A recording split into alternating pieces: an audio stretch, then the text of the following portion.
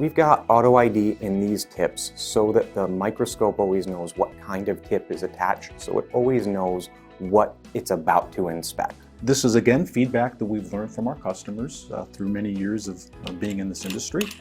One thing we learned is we want to make that inspection operation, the change in personality from single to multi-fiber and back and forth. We want to make that as simple as possible. But there's nothing the technician has to worry about. He just basically just spins it on.